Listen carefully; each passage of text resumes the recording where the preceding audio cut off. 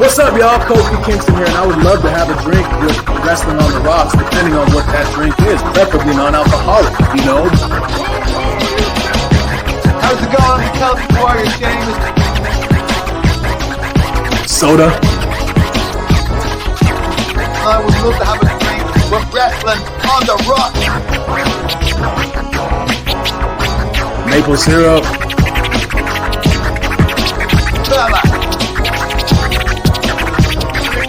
I would never have a drink with Wrestling on the Rocks.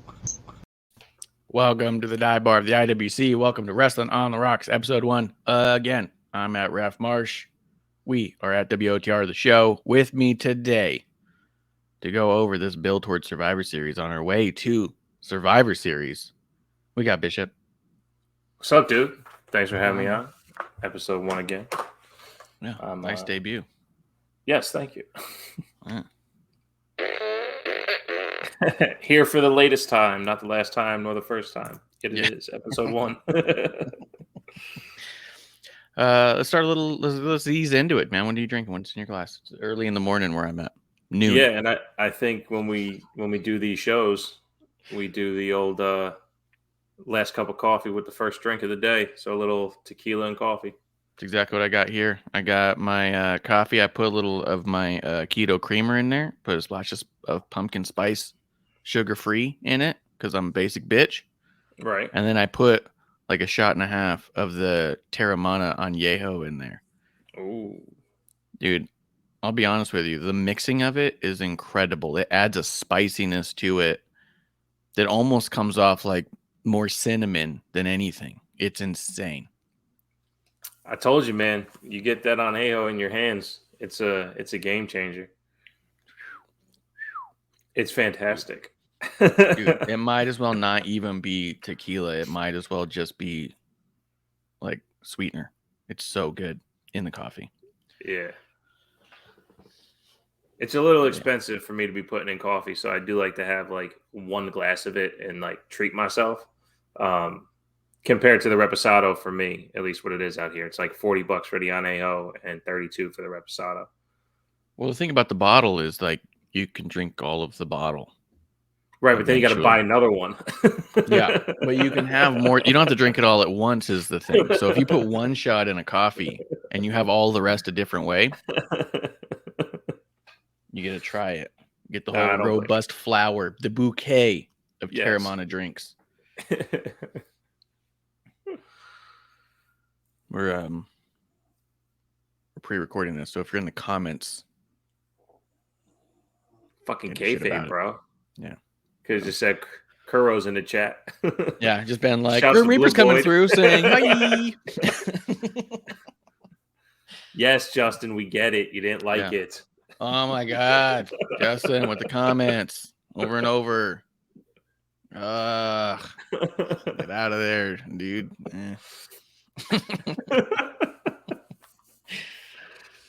But yeah, it's Thanksgiving weekend, so we're gonna be going around. I'm actually gonna be driving probably when this drops, or maybe I'll be in the hotel.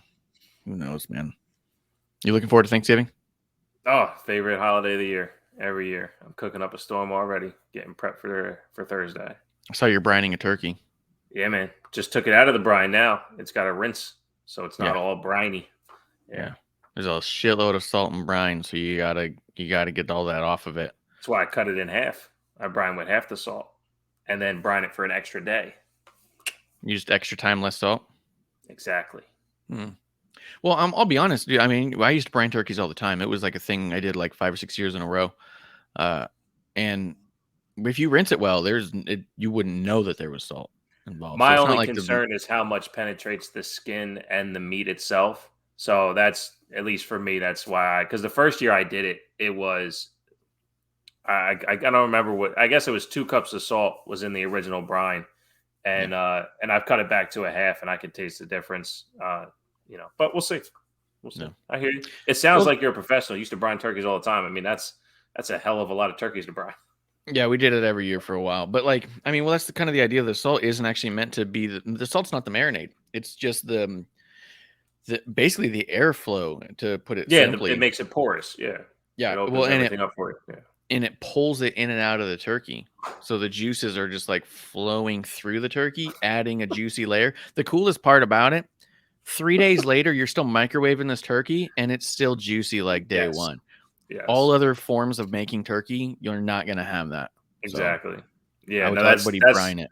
Yeah, that's brine exactly on, you crazy diamond. That's what I think. No, I love it. When I got my Traeger grill, I sponsored, not sponsored Traeger grill. If you want to sponsor, please. I wanted to smoke the turkey for Thanksgiving, and I did that, and it sucked because I didn't brine it. And then I was like, well, let me brine it, and then I brined it, and the recipe called for 2 cups of salt, and it was way too salty, so I did it again with 1 cup, and it turned out to be okay. But to your point, the last 2 years I made 2 turkeys because it stays juicy for so long in the sky with diamonds. You know what I mean? Yes. So. Yeah. You got to ask that turkey if that turkey's feeling oozy. It's gonna be. I'm gonna be feeling the juice. We're going to San Diego. We're gonna go see my grandmother, and because I think we talked about it on episode 1 at some point. My grandfather passed away this past June, but we used to go out there as much as we could to see him on Thanksgiving. It's always been our favorite holiday. I don't know, man. I think it's gonna be a good trip. Just something feels off. I don't know. So we'll see. We'll see how it plays. Watch me get like a fucking flat tire or some shit. What? It's gonna be some bullshit. Something. Something's gonna happen. I'm gonna get robbed or something. I'm gonna get mugged. What? You're off because you got your booster. I got my COVID booster, and she thinks that's why I'm off. No, the booster makes me stronger. How do you think the Borgs happened in Star Trek? COVID booster. Basically half robot now. You never saw the Borgs in Star Trek? I never saw Star Trek. What, you watch sports or something? Yeah. Oof. So you know how wrestling is sports entertainment? you lean towards the entertainment, I lean towards the sport, and then we kind of meet in the middle. At professional wrestling, you know what I mean? That's good. That makes sense. Does producer lady ever work? What the fuck? Why is she over there chatting around? She works from home. She works from home, so she can always hear me, always be listening. She can make sure if I drop anything, she's out here to make fun of me for it. Like, that's why she has to work from home. She was like, I can't be leaving the house with him alone in there. I don't know what he's doing. I don't know if he's being disgusting. You leave one shit stain on the couch and suddenly you're the bad guy. Right. That's why I bought a robe.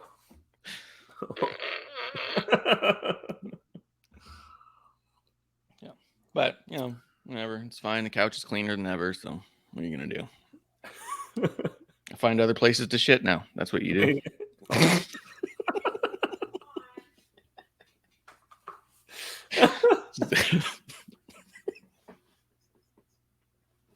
I don't know what she's so upset about over there. I just watched that movie Me Time last night with Kevin Hart and Mark Wahlberg. And Which one? there's two Me Time. Oh, okay. Yeah. And he shits on the bed. So Yeah. the idea of shitting on the couch or new places to shit, it's like, well, it's fresh in my memory now. It's like that Always Sunny where they woke up with that turd in the bed and the whole episode's like trying to figure out whose it is. Right. It's like walking around with it and turn the fucking Tupperware. Mark Wahlberg, I don't know if you saw the movie, but Mark Wahlberg tells Kevin Hart take an upper decker. Yeah. So they go to the toilet and there's no tank. Yeah. It's just a tankless toilet. It's So good. It's like just shit in his bed. So good. Oh man. All right. Well, speaking of shit, there's a lot of wrestling to review. Sort of. I don't know. We're getting towards Survivor Series, dude. So I talked about it last week. Tell me what you think. I think that there is the Survivor Series funk of fandom where we all know we're getting the Survivor Series. We have to build it one way or another. When you announce that you're going to have a war game before you announce any of the story, the next 4 weeks of story is, oh, so how are we getting the war games match? Because Right. I guess you're kind of like, they're put in a bad spot, right? Like you want to have a match that means something and give people enough time to know it's coming to plan for it or get tickets and stuff like that. But you also haven't gotten there in a story yet. Like it almost feels like all this story should have been told 4 months ago. And then you get to this point and says, I want a fucking war games match. And people go, oh shit, Here we go. let's do it at Survivor Series. You know what I mean? Well, yeah. But- And I mean, people have to kind of like refresh their brain here that just because Vince is gone doesn't mean things kind of change. Like this is that Vince style booking, you know. Extreme Rules is coming up. Let's have a kendo stick match. Like it's Survivor Series. They're selling WWE and they're selling war games. They're not selling the feuds. But that's kind of how pay-per-views have always been. People come to see not WrestleMania, always, but for a while, yeah. but you know what I mean, though. It's like Yeah. it was, and I get what Triple H is trying to do because he's supposedly getting rid of the Hell in a Cell pay-per-view as a name. Mhm. So building towards the Hell in a Cell, I get it, you know, but you literally calling this Survivor Series War Games, like, you know, it's the same fucking thing. Yeah. You know, you're building towards the war game. You're selling the spectacle. They're selling WrestleMania because they want WrestleMania to be sold. And we don't even know what the main events are yet, you know? So it's kind of the same thing. And Vince has been doing that for years.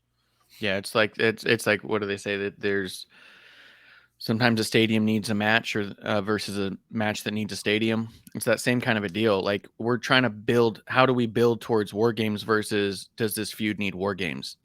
And so, well, right, and we kind of talked about that a couple of weeks ago. It might have been on episode 1 about how do we get Imperium and the Bloodline to mix with Sheamus and the Brawling Brutes, that kind of thing. Because I was going for the 6-on-6 there, but that was it was Brawling Brutes and Imperium that deserve war games.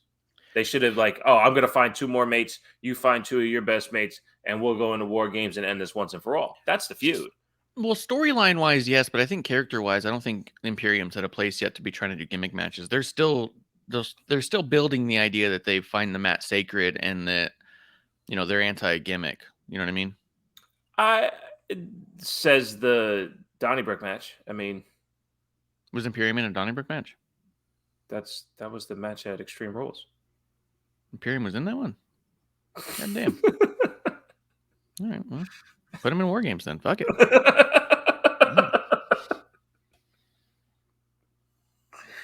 But that's the last time they faced each other. But to shoehorn in the story to make this all make sense with the bloodline, like, all right, it's gonna work. It's definitely gonna work, and it's better than taking all the past champions and bringing them to Roman. But they spent more time with the Damage Control and Bianca stuff, and I don't think that's paying off better than how this feels with the men's match. So it's not. And to be honest, they're starting to get goofy about it. Do we know where SmackDown's going to be this next week? SmackDown Friday. Where's it going to be coming up on Friday? I have a hunch. Well, it's probably no, it can't be pre-taped. I don't. It's got to be believe close to 3-2. Boston, maybe Connecticut. It's got to be, right? That's kind of like the thing right now. Friday, what was it? Oh my god! Why don't they tell you words? Oh, here we go. Season 23. Oh my god! How are we doing it this way? Friday. Oh my god! This is for. Wait, no, yeah, we're good. Hold on. Here we go. Connecticut. This one's going to be in Providence, Rhode Island. Same thing. How close is Providence to Boston? Providence is not. Okay, so here's the deal. Is like, because here's the rumors, right? Everyone's all like, well, it's all New England. Let's just jump around. Fuck it, man. Let's just talk about all sorts of stuff. Yeah, Because we're already on it. So Bianca has this promo at the end of the night on Raw. And she says, we're going to announce who the final member is going to be on SmackDown. And the crowd boos. Everyone boos. At home, you booze. When I booze, you booze. We booze. Cheers. And I saw someone online say, hey, if it's not Sasha, then you have to announce it on Monday because you can't be in her hometown and then have someone else come out. Well, she's not from Providence, Rhode Island. Right. Providence isn't Sasha Banks' country. It's not Bankstown. You know what I mean? Like, right. Just kind of puts a wrench in that theory that I saw floating around out there. It has to be Well, Sasha because now Survivor Series is in Boston, so sure, you can announce But somebody else before the show. She's like from fucking Kansas anyway. You know what I mean? Oh, maybe. Like in real life, she's like from Kansas. Like Carmella's from Boston as well, but she's from Staten Island. Like, no, like come on, shit doesn't matter anyway. Well, there was that whole thing where supposedly Carmella stole Liv as a person for her gimmick. That's awesome. I didn't know that. That was one of the things going around for a while. I'm not trying to like feed the fuel to some sort of rumor thing, but Liv had made a snarky ass comment one time on something about how Carmella stole her actual identity as her gimmick. And she was like, I'm actually from Staten Island and I'm actually dressed like that. And I actually am loud like that. Like it was this whole thing where like Carmella shows up on TV pretending to be Liv was kind of like the concept. And there's like, what the fuck is that? Well, you can't be from Staten Island now. Well, that's where I was born. What do you want me to do? So, I don't know. It was I guess funny. I'm from New Jersey now. Yeah. I guess I'm from Jersey. Yeah. Which, to be honest, Staten Island's much closer to Jersey than it is to New York. Not geographically, but in terms of amount of garbage per square inch. I mean, driving distance too. So, maybe driving distance. It's all ferries and buses, right? Something like that. I went to Staten Island one time. They have a really nice Dairy Queen in the ferry station. It was my favorite part of Staten Island. Seen it. That's good. All right. But yeah, so I'm not trying to field, and I'm sure that by now they're both completely in different places, and I'm sure there's no actual feud, and they're probably friends and laugh about it. But there was a thing there one time. But so yeah, it just makes me wonder. So yeah, if Survivor Series is in Boston, which it is, you can still announce somebody else on Friday. You just couldn't announce them in the pay-per-view, right? Like, if it's not Sasha, I'm saying, let's say theoretically it's not Sasha. If you wait till Survivor Series and you say, hey, you'll know it when you see it, then yeah, you can have a huge reaction if it's Sasha from a hometown appearing there. But if you're going to announce it any day before the actual pay-per-view, then your location doesn't fucking matter. And who it is irrelevant to that, to a degree. Unless they have somebody from Providence, Rhode Island that I'm unaware of. Honestly, it has to be Becky or Sasha or even the other one that I don't want to name. It has Chelsea to be Green? Sure. I'd rather be her. Yeah. But it has to be somebody so big that it's worth the wait. Because anyone else, it's not worth the wait. Put them on fucking TV so we can care. I mean, honestly, even Mi Chin, this one right here, Mi Chin. Yeah. Getting her back is good that it happened when it did, so we've had some time to get used to seeing her, Yeah. So it's going to be someone we don't need time being used to seeing again. And Yeah. I'm just I don't know. I was looking forward to seeing the completion of Bianca's team on Monday, and it didn't happen. Since it didn't, like, I really don't fucking care. Like, as big as Becky Mark as I am, I'm like, all right, great, it's gonna be Becky now. Like, Yeah. Probably. It's probably whatever. what happens when it's Emma? Fine with that too. Like, I will have the same response. Yeah. Okay, team's filled. Okay, I'll see you Saturday. Yeah.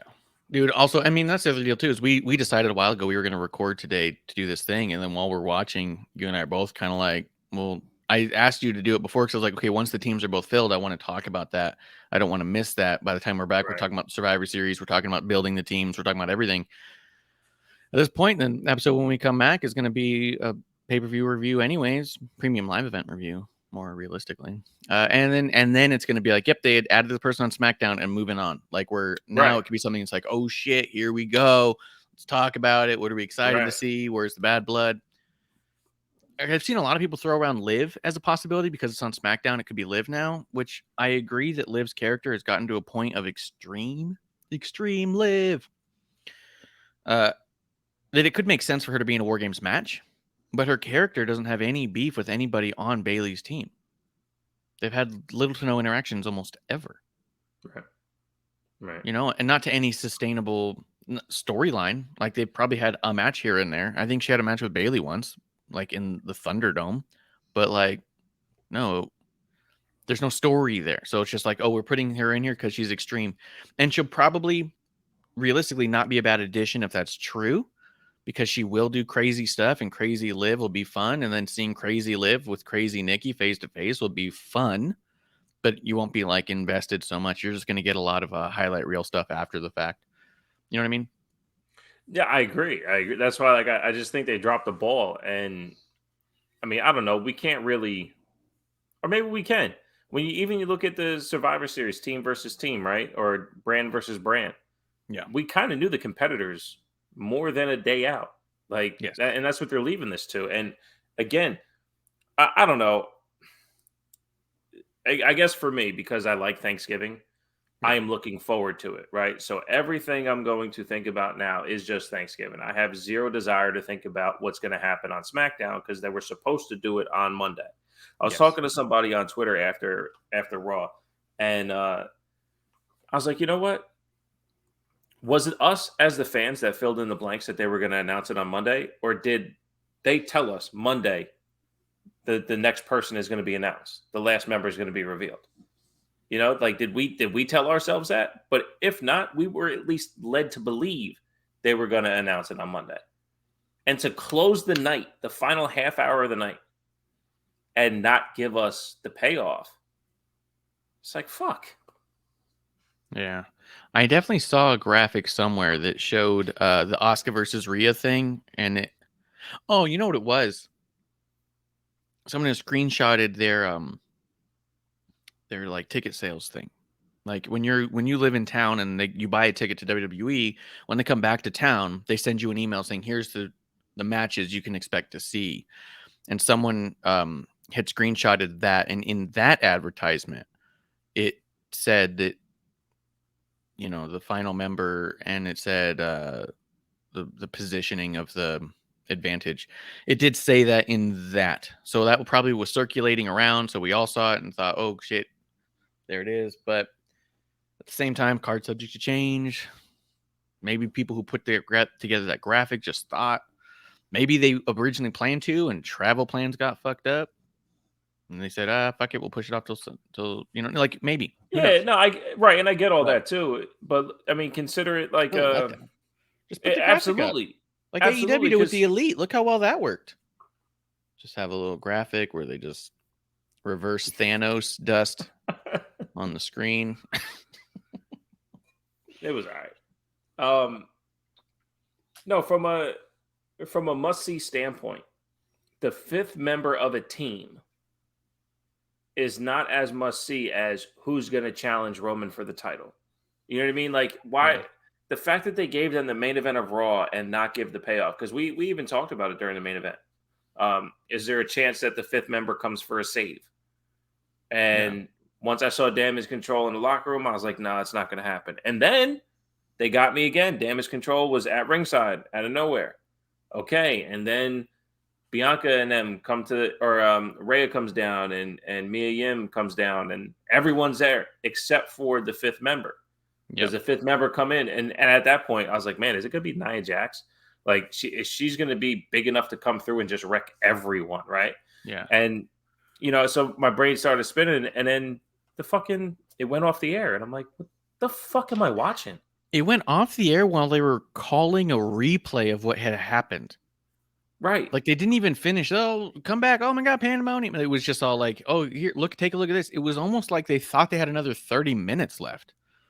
It was such an abrupt ending, and it wasn't the abrupt ending like chaos is ensuing. It's a replay of the chaos that already ensued that you're breaking down. Like, that was the sloppiest way to cut out. Unless something happened timing-wise and the brawl happened way too early and they were supposed to cut off with the melee, but by that point, people were walking away or something. Like, I don't know. Like, timing was way off. Corey's in the middle of a sentence. See what happened here on this replay? What? Yeah. It was really jarring. And it felt like they doubled down on just like, how did I word it? I worded it well to you the other day. Fart gun. Well, fart gun was how it ended. Well, that's true. It did kind of end all. Let me see how I put it. Double down on disinterest. That's what it was. They seemed disinterested. Yeah. They made us disinterested. They came out. Yeah. She was even building her whole team. I got this person. I got this person. I got this person. You saw that person. Oh, we're ready. We're ready. We're ready. And wait till you see the fifth member on Friday. And everyone went boo. And then Bayley comes out like, fuck you, dude. Fuck you and your team. Fuck everybody around you. I don't care who your fifth member is. And then everyone's like, and they go, but let's do the regular match now. It was like, what the fuck? Like, they just kept teasing that they might, and then just definitely not. Like, it was fucking weird and an awful way to end the show and a waste of a main event, realistically. Like, and I tell you, even the promo with Bianca, Asuka, and Alexa was rough. It was. And Alexa's pretty good, but she's obviously playing second fiddle. Yeah. Asuka may have been a little bit over-exaggerated, as she is, but I did find her delivery pretty good. Yes. But it was like, no, Alexa feels out of place here, and Bianca is not carrying this. It was bad. It was bad.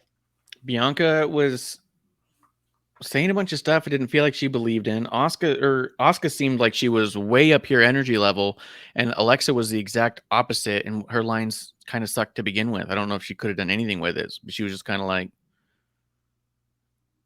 I guess I have to say this now. Like, it was weird. Right. It was like the structure was Bianca, hold court, Alexa, chime in, Asuka, get them ready. And yeah, when it doubled back to Bianca, and I mean, we do it even here, right? When we use the same terms or we're leading up to the same sentence, we try to use a different word so you don't repeat what you're saying. You don't want to say cut a promo 100 times. You don't want to say, worked a leg 100 times. We try to say Bianca wasn't doing that to the point where we can where it felt natural she was talking to us. It was. And when I reveal the member, it was really bad, man. Really bad. It was really bad. Especially, we've been talking about how good they've all been doing in this stuff. Yes. And I think that Bianca's a much better talker than she gets credit for. And then this happens and you're watching it, you're just going like, oh, fart gun. But yeah, I mean, that's how Raw went off the air. And I think that I think it provided a disinteresting promo to double down on you should not really care about what's going to happen on SmackDown. The other thing they did so much on Raw and I didn't get was they kept playing the video packages for Survivor Series.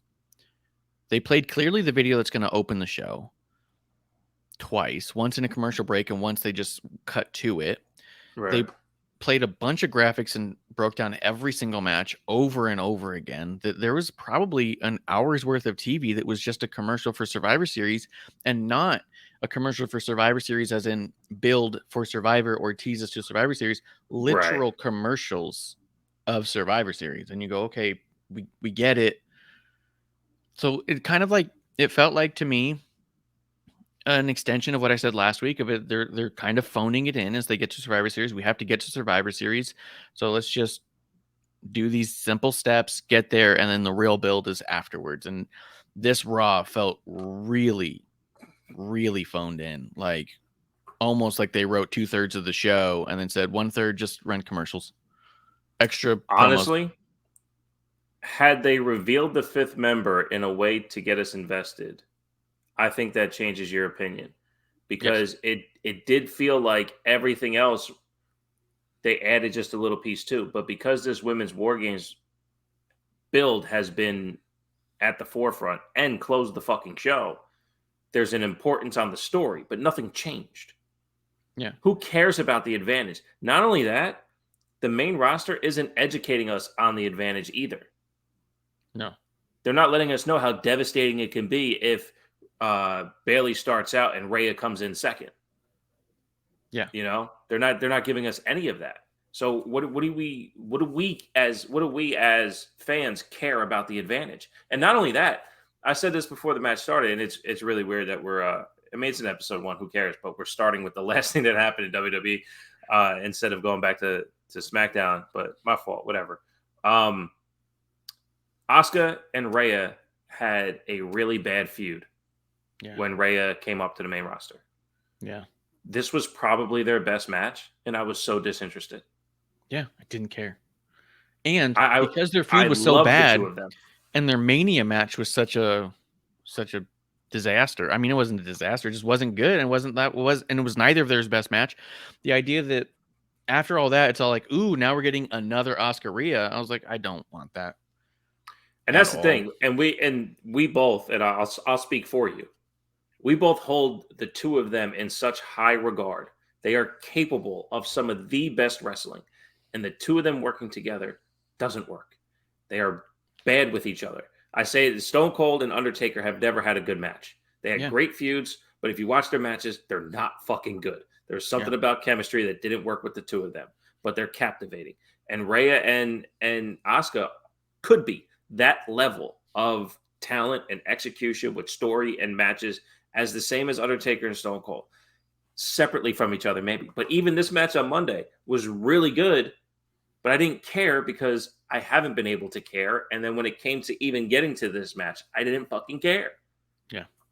Yeah, it was, and I don't know. And it also didn't make sense that that's who you're picking for your advantages things. Like, I could get Bayley's team saying, let's give the biggest and baddest to get us our advantage. But for Bianca to say that, so Bianca's character thinks she's the absolute best in the world. She's the EST. And for her to not go in there trying to get the advantage, when you have a fifth member that's fucking mystery, you have Michin in the back getting her ass handed to her. You have Asuka and Bayley, or not Asuka and Bayley, Asuka and Alexa pretty much on a losing streak. And you go, yep, let's put our losers in there. Not the hot young talent that we just got up here to prove what they're worth. Not the champion who's been one of the second longest reigning Raw champion of all time. Just this person who's been losing matches lately and was in a terrible feud last year that culminated to a WrestleMania match that nobody remembers happened. It's like, yep. Of course you're going to lose it. That was the other thing. When Asuka went in there against Rhea, I was like, okay, well, Asuka's clearly got to lose this. And Rhea's been dominating. Rhea's been body slamming Luke Gallows. What's Asuka been doing? You know what I mean? Like, it's just, you didn't build it to a point where you even said, like, oh shit, the advantage is important and this match is going to be great and who could win? Right. None of that was on the table. So it was just all like, how did you guys phone in an entire main event? And for Bianca to, like you said, she's the champion. You could even, because if I'm not mistaken, it wasn't Adam Cole that fought for the advantage when he was champion. But you can hype up your contender to a point where you go, No. I'm the best. But even Asuka, I have by me. There was nothing about Asuka that felt special in that moment. No. And it wasn't like I'd be afraid to face Asuka right now. I'm glad she's on my side. It wasn't that at all. Exactly. Yeah. So I don't know, man. That was a bad way to end Monday. But on the flip side, Friday was awesome and just dripping with story. It's dripping with oos. Juicy, oozy drip. Hey, is Sami Zayn any good? Fuck yeah, dude. Sami Zayn's the one. Honorary ooze. So the Brawling Brutes comes out. They have Drew McIntyre with them.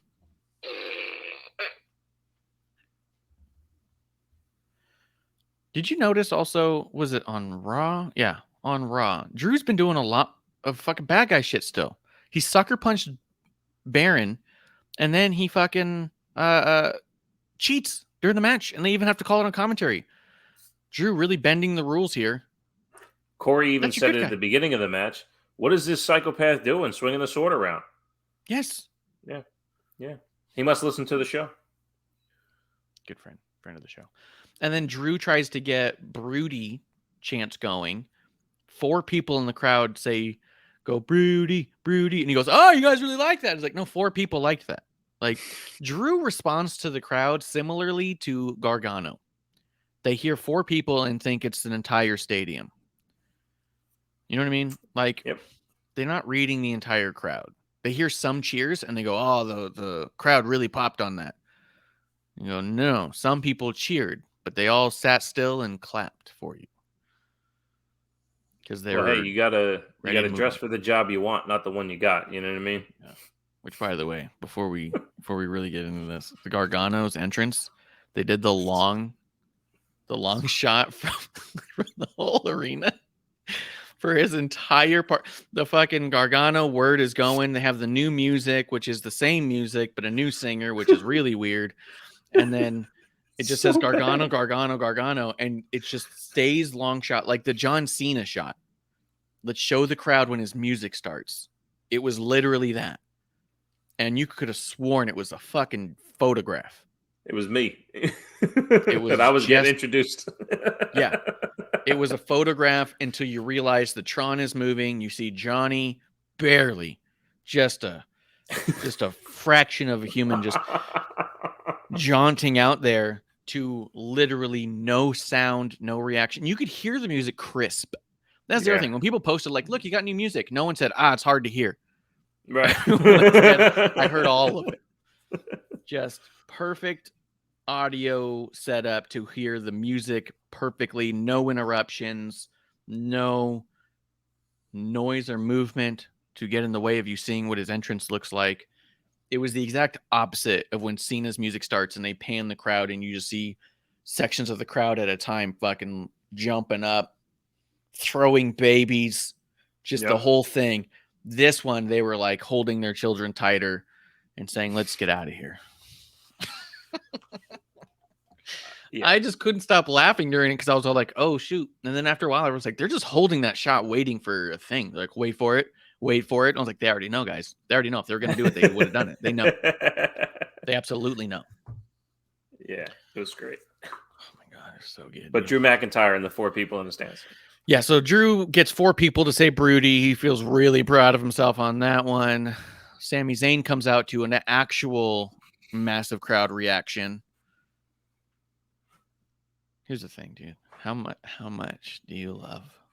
As much as they've been pushing Drew McIntyre as their top good guy, and they've been trying so hard, and it's just such a scattering of moments here and there, that Sami Zayn has actually done that. Actually made himself the biggest good guy they have. No matter what he's about, he's the exact opposite of Dominic right now. When people hand Dominic a mic, they all start booing. They don't want to hear a fucking word of it. As soon as Sami Zayn shows that he's holding a mic, the crowd gets so loud in anticipation and cheering, and then they just get silent to be like, we got to hear every word he says. They are hanging on everything. And I love that Sammy did that so naturally and organically. And it kind of proves that there are times that even with the machine behind you, you can't fix stupid. You know what I mean?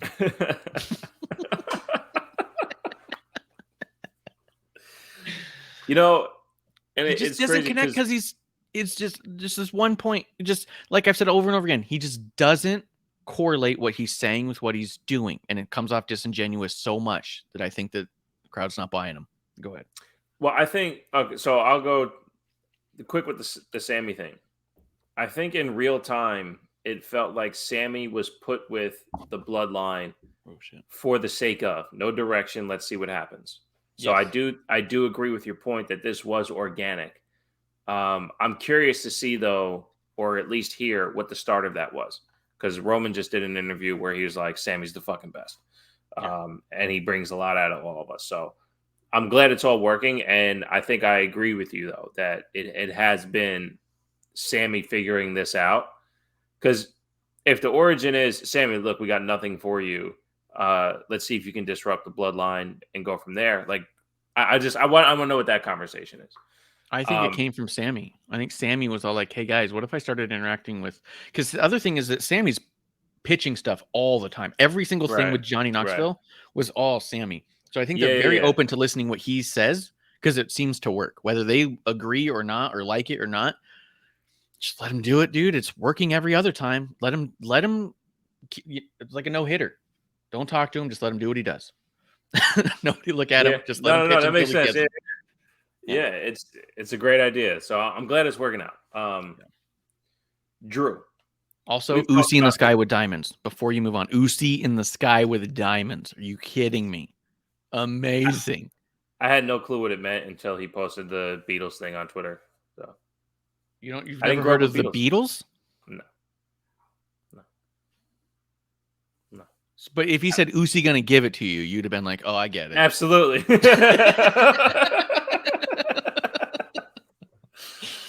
No, I didn't grow up with the Beatles.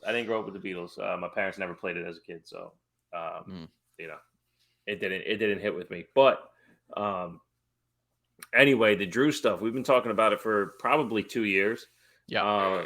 On how he doesn't connect with the fans, and I know you've definitely taken him to task on. I think it was episode 1, maybe a couple of them, to be honest, on how he doesn't act the character, or if he does, he's like, hey, this is the character that makes sense. I'm going to be a robot. So for me, I think Drew needs to figure out what the fuck Drew is. You can't be, some people say, I've heard actors say this about Ryan Reynolds. You can't be good looking and funny. You can't have both. You can't have it all. You can't be good looking, funny, and know how to act. How do you have everything? And what I think Drew is trying to do is have everything and just go, look, I can do what I want because I'm Drew McIntyre. Well, you're not. Like you're the. Luckily, he's not funny at all. But he thinks he is. He thinks he's hysterical. He thinks he is. He thinks he's imposing.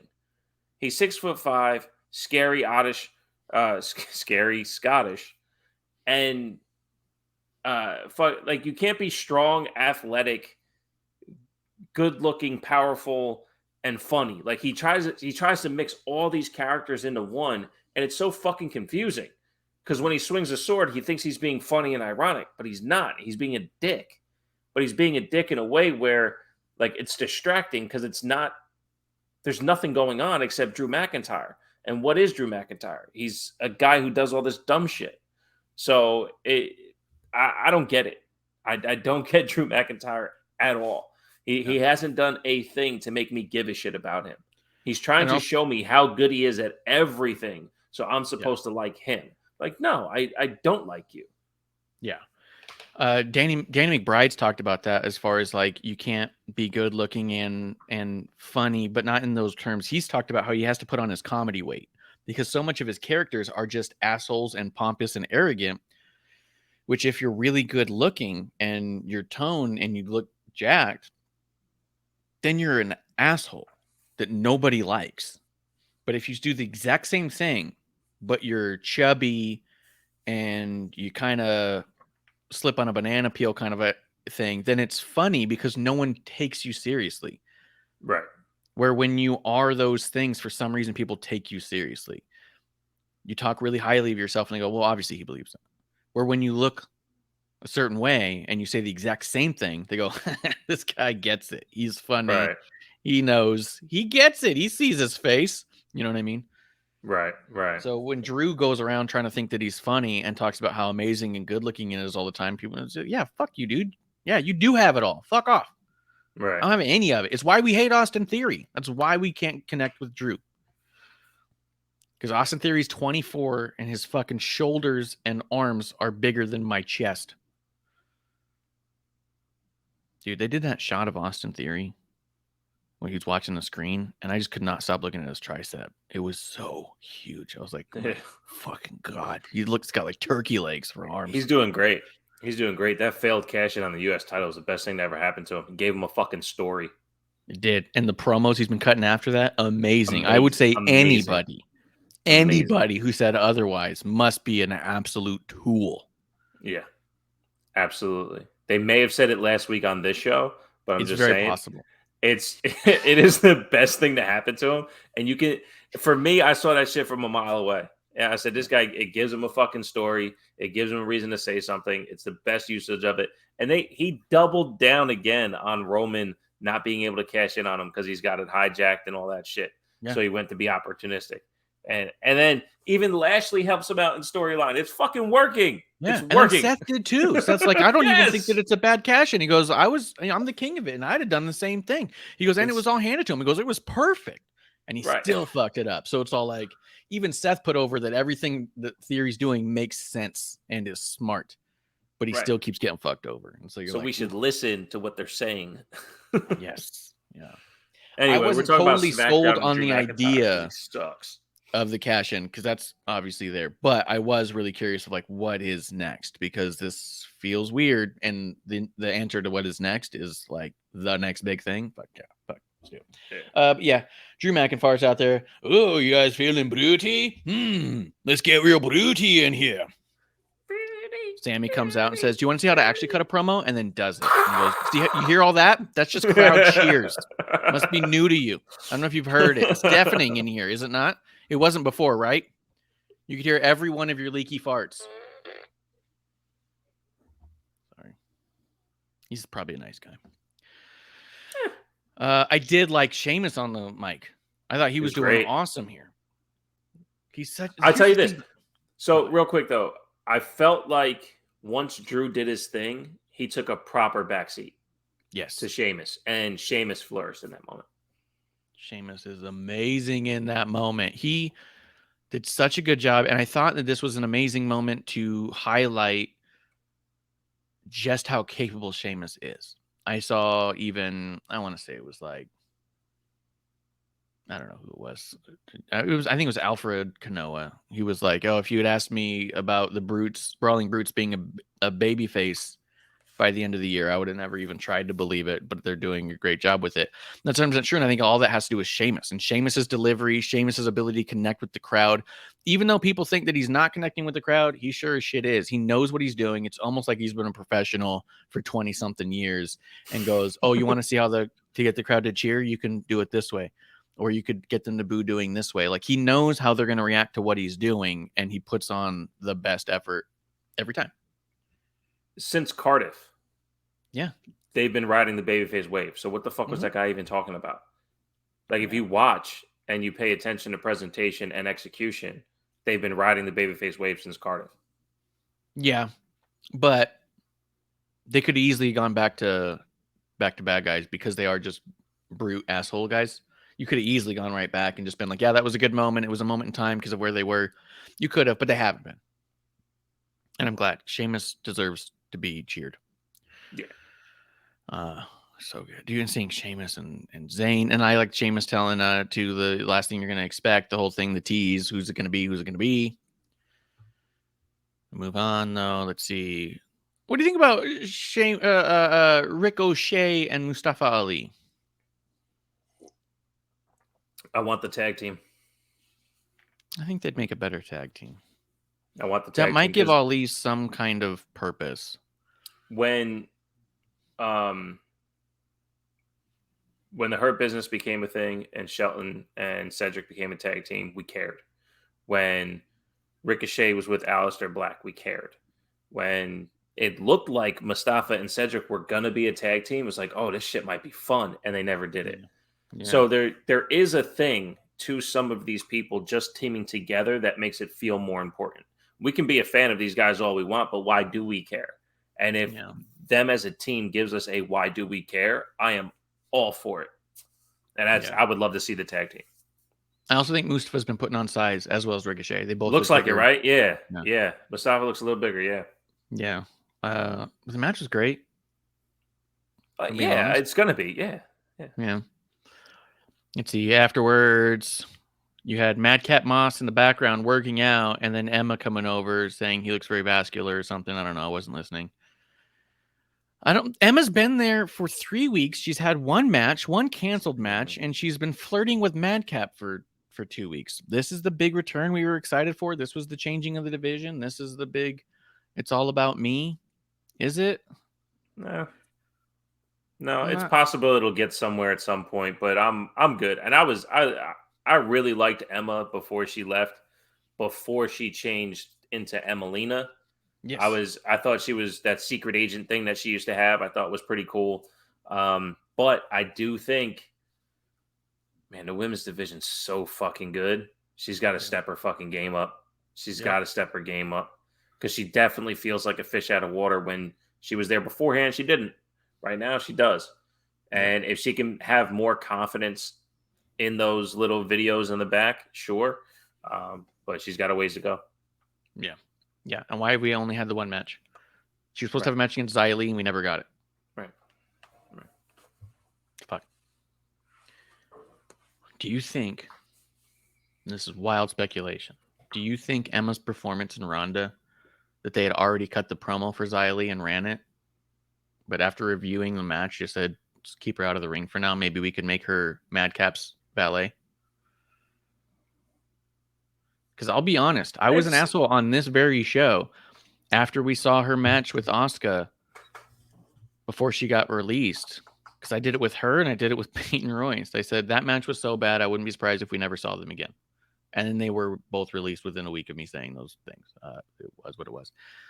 I remember the Peyton one with Asuka. I don't remember Emma's last match with Asuka, but it was a good thing. It was like I think it was in a TLC match. It was like an opening one. It was like right at the beginning of, I think it was Asuka's first match on the roster. Oh, okay. And it was to set the precedent that, like, hey, the streak continues, right? Yeah. Which actually might have been before the show, but it's definitely I said to Kev. But yeah, it was like, I was like, I remember calling him and being like, dude, I think she's done. Like, how do you have a match like that on the pay-per-view? Like, what the fuck? And then she was. So I wonder if, and when she came back, I was like, oh, this isn't like a massive improvement. She's like better, but not by a shitload. And like you said, fish out of water. I'm wondering if they're just pivoting and saying, you know what? It's not that we don't want you here, but maybe we can utilize you a little bit better. You're not a bad talker. Maybe we can help you guys both as a unit. Maybe you can help talk. Maybe you can do the Cross and Scarlet thing. And they're together in real life, right? Yes. Yeah. Okay. Yeah. So maybe you can add to that presentation the way that Scarlet adds to Karrion's presentation. I don't personally believe that Karrion needs Scarlet to come off the way that he does, but I definitely don't think that she takes away from his presentation at all. She absolutely adds to it. Madcap may need Emma to help him get over. It's possible. I think Madcap is too high energy to slow himself down. When Mojo would go Mojo, but then have like the Dean promo, where he's more himself. I think he's more developed in that way of talking than Madcap is. He knows how to turn it on and off. Even though supposedly Mojo's Mojo all the time. So as far as I can tell, he's pretty Mojo a lot of the time. But if Emma can help, great, but like I said, she needs more confidence on TV. Maybe she's just not used to being on the big stage I'm cool with seeing where it goes, especially if they don't like you're saying they're going to invest less time than they planned on it to get acclimated. I'm cool with that. You see how it goes. They're both talented. It just has to look right. Yeah. Yeah, he's got to plug it in the right way. Although the match itself, Cross just beat the shit out of Moss again. Moss looked pretty dominant pretty early on, and I thought he's just so good. Yeah. His gear looks like Avatar version 2. Like if you go to create a wrestler, I think it's default Madcap Moss. Think so. And then you go, okay, build from here. Yeah. And you go, okay, yeah, I need a lot of work. Nah. Increased chest, lengthened hair. Done. Yes. Yes. It's like which is the right beard? Which is the right beard? There it is. Yeah, go from 5'8" to 2, and then you're good. Yeah. Yeah, Cross didn't need to lose to Drew, but here we are. It feels like all that shit happened with the Extreme Rules story. Just get back where we started. It feels like Cross is starting over again, man. Like how many times is this dude gonna start over? I'm so out on Cross, man. Everything he does just doesn't. I was trying to say this too. But who is he? Who is he? At least in NXT, because everything was so dark, he felt like he had like a Jason Voorhees thing to him, where there was an extra level of power within him that emanates to his opponents, where he can no sell because his character's that strong. Yeah. And on the main roster, he is a guy who wears a leather jacket, who wrestles, and there's nothing special about him.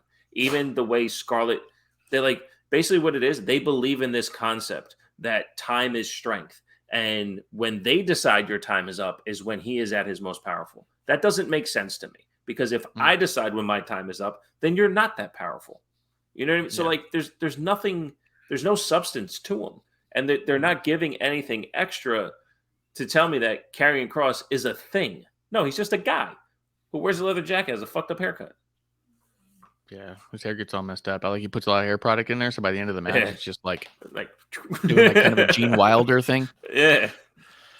And his wife talks in these riddles that are supposed to amplify this character, but you haven't given me the thing. You just say some shit. Yeah.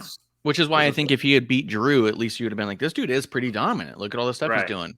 Him losing to Drew, I think, definitely halted it, because nothing's going anywhere. He's losing the feud at the end. You kind of go, I guess he's just kind of a crazy dude here who's tough sometimes and other times loses to guys who fart all the time. And remember, I think me and you talked about this on episode 1, that Drew and Roman have this similarity between them. And the thing that was happening when Roman was getting booed while he was a babyface, Triple H calling him the best heel in the company, Strowman was better for it after he lost at the end. Bray Wyatt was better for it after he lost at the end. Yep. Sheamus was better off for it after he lost at the end. Drew doesn't do that. Baron Corbin had to get a masterful reset to be better for it afterwards. Drew's like a Charlotte dude. Yeah, he's a black hole of the men's division. Yeah, he's a black hole in the men's division, and everyone's worse after working with you. Yes. Cross, what did working with McIntyre do for Cross? Seriously, what did it do for him? Who's ever faced Drew that afterwards anyone went like, yeah, but that guy now? It's always been about Drew. Right. Yeah. That's weird. Bray Wyatt. I was so mad I wasn't here last week to talk to you about this. What do you mean? I listened to you and Justin talk about how LA Knight and Bray Wyatt and what is this going to do? And I'm like, oh, if these motherfuckers just don't wait. Just wait. The thing is this. Just fucking wait. It's going to be amazing. Exactly what I just said, wait. though. I said this exact thing. I said, what's going to happen here is you're going to have amazing promos go back and forth. They are two of the best to ever do this kind of thing.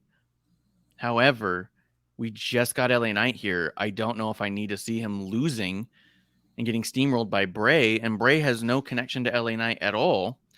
So it just leaves me with a big question mark. What happens after that? I think the big question mark is that Wyatt even said the decision you're about to make right now is going to change the rest of your life, which is good and bad in the same regard, because we're still learning who LA Knight is. For him to go through a massive character shift now, doesn't mean as much as if we had gotten to know who LA Knight is for the past year to 2 years.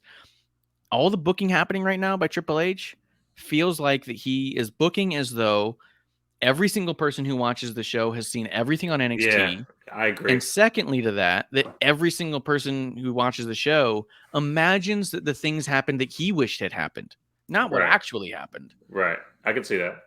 And that's the problem with this is you're already looking at potentially making a massive shift to LA Knight, and the crowd doesn't even really get him yet.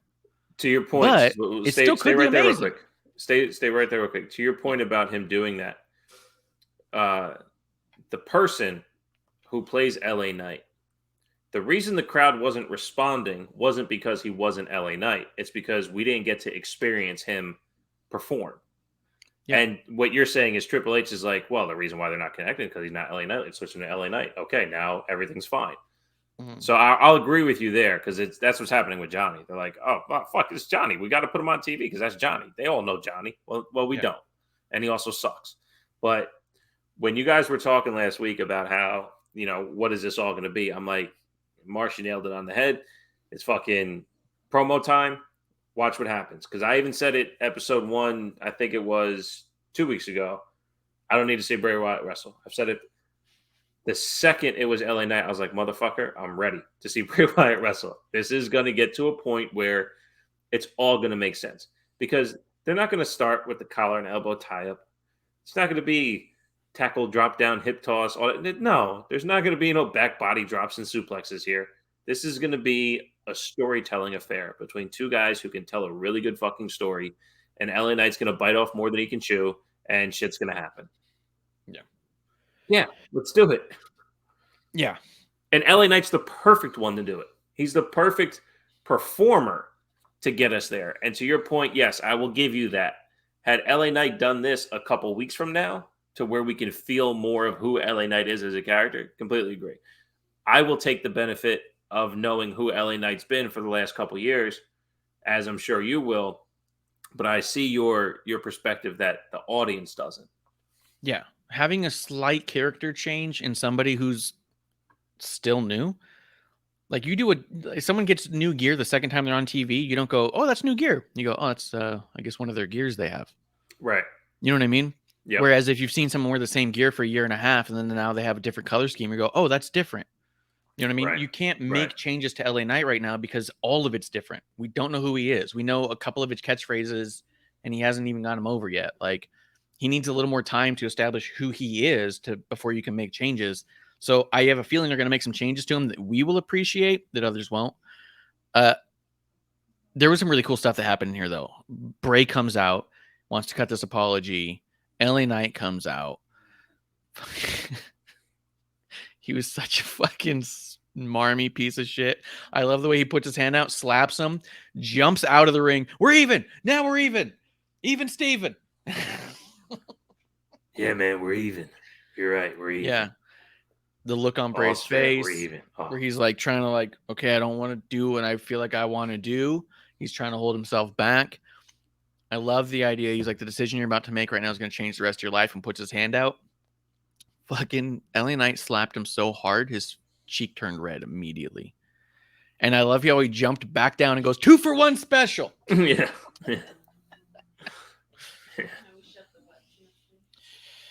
The other thing that LA Knight did here that I thought was masterful to the point where I went and rewatched it 3 times. They tried to what him, and he did not allow it because he's that good. I would venture to say, although Bray Wyatt may be the greatest performer and actor in the entire industry, I think LA Knight is a better pro wrestling promo than Bray Wyatt. The way he builds the conflict is so much different. Bray's doing all character work, and you're just supposed to believe the character wants to fight and stuff. LA Knight gets you to want to see this match and to buy into the characters and to buy into the moment. You know, they started trying to what him, and you can see him bring the mic down. You can see him look, you almost like, you don't even see him look exaggerated around. You could see his eyes dart a little bit where he's with his peripherals, all right, they're going to try to what me. He changed his entire cadence. Quick calculations. Yeah. Yes. He changed his entire cadence, finished what he was saying to the point that because they were forced to listen to all those words, that when he took his next pause, it was a dramatic pause. You could hear a pin drop because they were hanging on every moment. He just said, what to Bray Wyatt? What's Bray going to do? Right. You know what I mean? So instead of them wutting him and trying to take over the segment, he goes, no. You're going to want to hear this. And then they went, oh yeah, we do. It was amazing. They never tried to wut him again. He changed his cadence up, fixed it, corrected, and got them hanging by the end of his sentence. It was amazing, dude. I've never seen a cadence like that. Yeah. Because the other thing people do is they do the other shit where they feed into it. What? Right. What? And then they go, oh, if you're an idiot, say what? What? See? And then the goes, they got him so good. He got him so good. That's how you control the crowd. Or they only change their cadence by steamrolling the sentence as opposed to, And I'll give you this. I've given LA Knight a bunch of shit, and I still think he has potentially a ways to go for me. To your point, though, maybe what was missing for me is I don't need to hear him talk about himself. I needed to hear him talk about what's going on with someone else. And this promo with Bray was different. So, maybe that's what I was waiting for, is how do you apply all this shit talking about yourself? Yeah. I love the rarest commodity around here is respect. Saying that we got a lot of things around these area, but nobody's respecting anybody. Or at least he doesn't feel like he's got any respect. You know what I mean? I can't get respect around here no matter what I do. But I feel like I've earned your respect. And then to disrespect Bray after saying that we have a mutual respect, such an asshole thing. Yeah. So good. And then that he goes 2 for 1 special really got me, man. Yeah. Dude, so good. Bray's staring off into the distance. I loved the meeting him in the back. Why are you rushing out of here? It's not because I'm afraid or whatever. It was so good. And then the door opens. You see Boy Howdy's mask. As he moves around, it disappears. Comes back. He's just littered in shit, including a keg. That was neat. It was tapped, too, because the guy moved it with one hand pretty easily. I know. I saw that. I was like, dude, you should have left it alone. Yeah. Or at least figured out how to mime what it looks like when you're trying to get something that's not moving. But he just wiggled. Like, he went to tap it and almost knocked it over. Yeah. And was like, I better not touch it. And like, fucking dude. Yep. But dude, I'm so into what this is. I am still hesitant about what this will become. Because like I said, I don't know that LA Knight's character needs tweaking right now. But I do wonder if they're going to go that route. Before with The Fiend, everyone who ever interacted with The Fiend was supposed to have a significant difference in their character. It was supposed to be a character-changing mechanism. They may be doing that again here. I think you got to wash it away, man. I know Bray has a genre he likes to operate in, prospectively, because I don't know Bray. Yep. I can talk to him. But he likes to operate in a specific genre. I can see where your mind's at because of what The Fiend was, but I think we got to wash away that and let this be its own thing. It's possible, but to think that it may go that route, you might end up missing something. I mean, not you per se, but the collective you might end up missing something if you think it's going to go to a specific place. Because I think whatever it is that Bray's doing, he's 10 steps ahead of us anyway. So where this is going to lay out, I'm not going to guess any of those steps. I'm really just going to see where it is. I know that you yourself are a particular fan of LA Knight, so you want to see his success line up a certain way. And I mean, he's talented for sure. He needs a new finisher, but besides that, however he comes out of this, I assume his talent will put him in a better spot with WWE than he was before. They'll be able to trust him more than they could have before. And I think, to your point, specifically on that promo alone, they'll be able to trust him more than they did before. Yeah. I've been right about Bailey and Sammy for years, for the record. Yeah. And X-Pac. Yeah. And Bret Hart. I was right about Becky and Roman for years, so whatever. But I'm not saying it's going to go that way. It's just that's my hesitancy to it, is because it's going to take the first match to find out if that's what they're doing. Because it was a black mark on the end of The Fiend, was that kind of thing started to dwindle, and that was always the goal of it. So to think of it as like a failed experiment, I could see them wanting to redo and repackage and realign, because that's exactly that what Triple H is concept doing. Of it. Yeah. Well, gotcha. Triple H has been redoing a lot of stuff that failed. Let's just do it again, but this way, the way we wanted it to be done. So the idea like of Austin Theory, like Theory, like Cross, like Gargano. How does he wish it had gone? Is what he's doing now. If he was on board with the Fiend changing people, I wouldn't be surprised if like, hey, how about Boy Howdy changes people? And you go, okay, cool. Like I could see it being a different, but we won't know until the first match is over to see if that's where they're going or not. And that's my only hesitance. That's my only concern. But I don't think they're necessarily doing that for sure. It's just all like, all right, we got to watch because it's gonna be telling. Right. Let's see, Shotzi and Rousey with Shayna Baszler somewhere in here. It was a Shayna Baszler match. Here's the thing. I know they're trying to make it look like Shotzi has a chance against Ronda because she doesn't. And that makes sense. But I feel like they did it backwards. Because now they've made Shayna look like a fool. And that doesn't help Shayna or Ronda. I feel like what you do here, because Shotzi's outnumbered, is you have Shayna get the win. Right. Shotzi gets her loss. And then Raquel comes out, evens the odds. They do the tag match next week, and then Shotzi gets the win there. Yeah. Hey, when the odds are even, you got a shot. But when the odds aren't even, you still want to build the dominance of Shayna and Ronda. So to me, it was this whole like, oh, it looks like Shayna and Ronda are kind of idiots. Shotzi got really fucking lucky, and Raquel's the focus of this? What the fuck just happened? Yeah, I as soon as the match was announced, I tweeted out that no one's going to like how Shayna's portrayed by the end of this. Yeah. Because she's consistently, for lack of a better term, the whipping boy of the women's division. She is the one who gets to look the fool. She's the one that they abuse over and over and over and over again in the women's division. And she's such a fucking badass and extremely fucking talented at wrestling. Yeah. So the fact that she consistently has to put herself in position to look like she is going to lose this match and then end up losing this match is fucked. And it's always Shayna. It is always Shayna. Yes. And I wonder if Shayna thought that Shotzi was made of glass because she was trying real hard not to touch her. Yeah. And that did not add to the match. So we'll just keep it moving. They did have Braun Strowman and New Day versus Imperium. Dude, everything that happened with Gunther and Braun Strowman here was remarkable. Because going into this, and even seeing the World Cup bracket, I was like, fuck Braun Strowman for being in this. Why are they going to do this? Do I really want to see Braun Strowman and Gunther? No, not at all. I saw this and I was like, holy shit. These two dudes could put on the coolest match.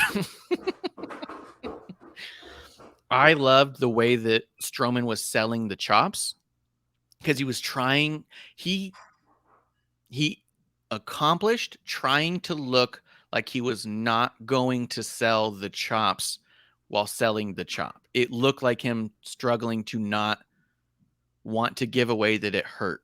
And it was awesome to see that because it's really easy for them to just go, okay, I'll just act like it didn't hurt and you'll know what's in my mind. He made the facial expressions right where it looked like, oh shit, this hurt, but I don't want Gunther to know it hurt me. I'm trying to get it in his head.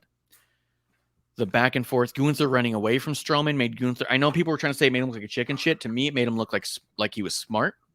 It looked like he knows he has an Intercontinental Championship match coming up sooner than later. So why get hurt? Why put yourself out there in a match that really doesn't matter? He'd already gone toe-to-toe with Strowman a little bit. So he knows the strength of him, and he knows he's going to have to attack him more deliberately. He's going to need a strategy to take down a Strowman, and a clusterfuck of a 3-on-3 match isn't going to give him the space he needs to make those decisions. I love that Gunther was outrunning Strowman so he didn't get knocked over by that choo-choo train. A choo-choo. A choo-choo. It's my Strowman. But it actually made me psyched for the idea of we could get Gunther versus Strowman for the Intercontinental Championship. And Gunther winning would make him look good. And Strowman winning would also make Gunther look good. And Gunther can actually move on to other things should he so choose. I don't think I need him to lose to Strowman, but I'm kind of okay with wherever we go with this. Although we do know that we're going to have Strowman versus Ricochet coming up. Do you think they go the route of giving Ricochet a victory over Strowman and we get Gunther and Ricochet there? No. Because there is a story there too. There is, but that's not what they're telling. And to your point about the match, and my apologies for not being able to chime in. Whatever, man. No one gives a shit when you chime in. That's also true. You and your terrible ass takes. That's the Splinter Fox. Yeah, shouts to Who's in the comments right now? It's pre-recorded. No, he's definitely not in the comments now. Definitely not in the comments right now. Fuck, this guy's on the show. The chops, because I fell for it. I was like, you gotta be fucking kidding me. That old Vince idea, let's chop down the guy who's supposed to look strong. Braun Strowman no selling that first chop. I was like, you fucking kidding me. Why is this happening? I was so fucking pissed. And then you broke it down perfectly. Next chop, oh, it stung a little bit. Next chop, it stung a little bit. By the end of the match, Braun's like, fuck, man, my chest hurts. And I saw people bitching that Gunther keeps running away. He's not running away. He's protecting himself. He was making sure he didn't get fucked up. Because like you said, there's 6 guys there.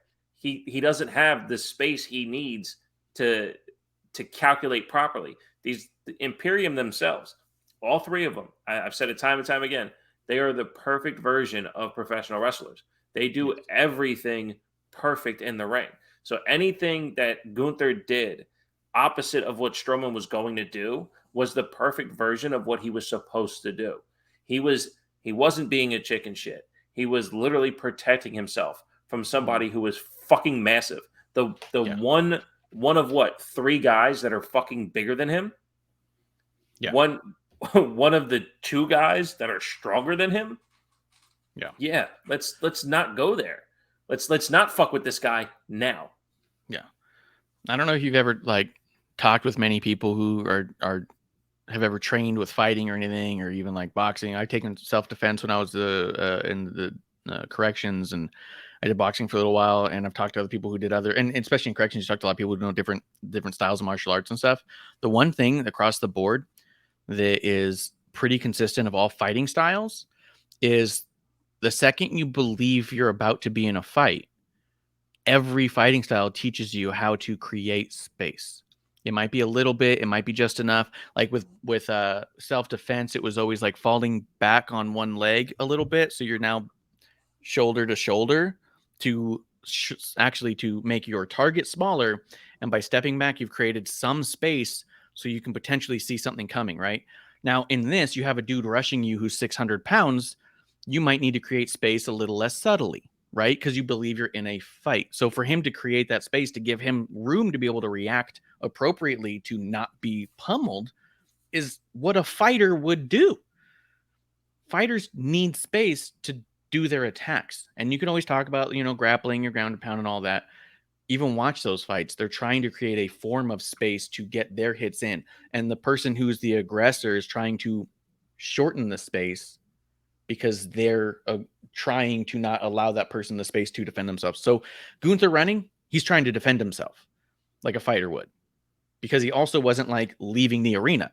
He was circling around and trying to get back in the ring to where he could position himself right to do the attacks. You know what I mean? Like, so to me, it made perfect sense. Absolutely. Yeah. Yeah. Yeah. And when he couldn't find that way in the 6-man, he allowed his teammate to get pinned so they can survive to the next one. Absolutely. Yep. Watching Imperium is a masterclass. It really, truly is. Everything they do. I know their promos can be a little confusing because they're like English as a second language kind of thing, or American speak as a second language. So they're not as deliberate as a lot. But even in that, their structure, their tone, the things that they're delivering is, like you've said before, that how they hold the mat sacred, how this entity of professional wrestling is so apparent to them. They're not going to be the ones to weasel out. It's going to be calculated. I loved it. Gunther showing concern means he knows his own limits. But given time, given space, given the opportunity, he won't be afraid of him. He'll be up for the challenge. No, Gunther is not stupid. He's not. Right. He doesn't believe he's invincible. He's smart enough to know this person could get the better of me if I'm not careful. Yes. Where a lot of people who just rush and they want to see the people, like Drew comes off stupid. Drew will run into a fight where he's surrounded by people because he thinks he's invincible and get his ass stomped by the entire bloodline because he doesn't think that there's an option of not winning every single thing. Gunther's smart enough to know I may be outpowered. I have to be smart about this. The greatest story told in wrestling history. Becky Bianca, 26 seconds. Yep. Why did Becky cheap shot Bianca? Because she was out for 16 fucking months and wasn't ready to take on someone as good a competitor, as athletic, as strong, and all that shit. And what happened did Becky when do? She closed the space. Right. She didn't allow space for Bianca. What did Bianca not do? Provide herself space to see something like that coming. And then what happened when they got into a fair fight? Becky loses. Yeah. It's right there. It is all right there. So I loved it. I'm excited for it. And I my only hope is Strowman can listen to Gunther during a match. That's my only hope. Yes. Because if we can get a match out of the two of them, I'll be fucking excited. It'd be dope. Yeah. Let's see. We had Butch versus Sami Zayn. Butch ended up winning, so we're gonna get Butch versus Santos Escobar, which I think is gonna be pretty fucking cool when that happens. And the match itself was really good, and there was a lot of storytelling there. But the big thing was how the show went off. All of a sudden, well, for one, you had a stare down between Roman and Sheamus, where Roman took Sheamus seriously. That makes me happy. Remember when Austin Theory came out and Roman looked at the crowd like this and was like, who the fuck is this dude? And he was like laughing in his face. When Sheamus stared down Roman and started taking his suspenders off, Roman's face got real serious and he started nodding. And you know what he did? He created space because he thinks he's about to be in a fight with someone he's not sure if he can win. Body language is part of storytelling. Language is language. Jackasses. So Roman starts circling around. He's trying to create that space. He's trying to feel out his opponent. Sheamus is not someone to be taken lightly. You know, schmaz happens. A lot of stuff's happening. Boom. KO comes out. Big moment. Big pop. He's the new member of the group. He's part of the crew. We were saying it before. I was even saying it last week. I thought that KO was the obvious shoo-in, but with rumor of injury, who knows? But I also said, if there's any way he can be in it, I'm sure that he's going to be in it. And lo and behold, Marshall's right again. Because Bruce Pritchard, who's in the comments right now, if you look, is a big fan of the show. Cheers. Cheers. KO comes out and has a stare down with Roman. And what does Roman do?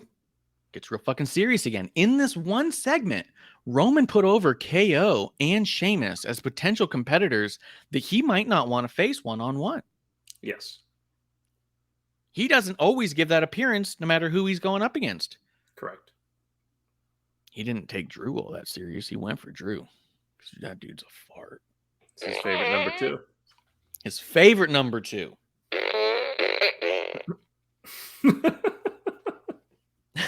It really does give you the one you need when you need it. You know? Every time, dude. It's weird. It's random, but it gets knows. the right one. The Gun gun knows, fucking man. It can knows. feel it.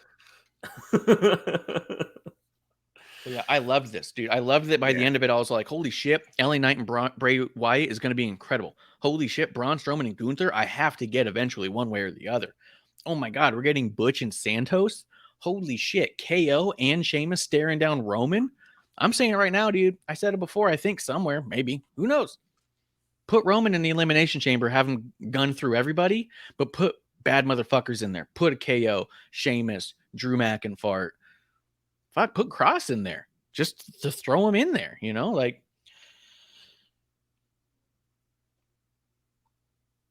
have Roman win. So then everyone goes, well, great, he just destroyed everybody. And you go, yeah. But, you know, maybe the other person they put in there is like Sami. Maybe they put Sami Zayn in there as like an equalizer to like help Roman. Right. Maybe he just keeps being squirrely and fucking around. People go, God, little dick. He is honorary. Put Solo in there to fucking be his dude. You know what I mean? That'd be awesome. Roman and Solo have to start the match, and they just stand there and they fucking strategize. Yeah, wait for they the first stand there and person to they're come just out. staring at pods. Right. And then at the end of it, it's Solo and him, and Solo bows to him, lets him take Right. the And pin. just walks out the cage, says, fuck it. Yeah. Yeah. It's so good. Yeah, dope. that's why I don't fantasy book, because it works. So Fucking goddamn awesome. good. Yeah. Let's see. Let's go through a little bit of Raw. I'm gonna see on here what was thing. Judgment Day and Brawling Brutes, the opening stuff with KO. That was all good. I dug it. I don't know where we're really going. The Brawling Brutes feuding with everybody. Yeah.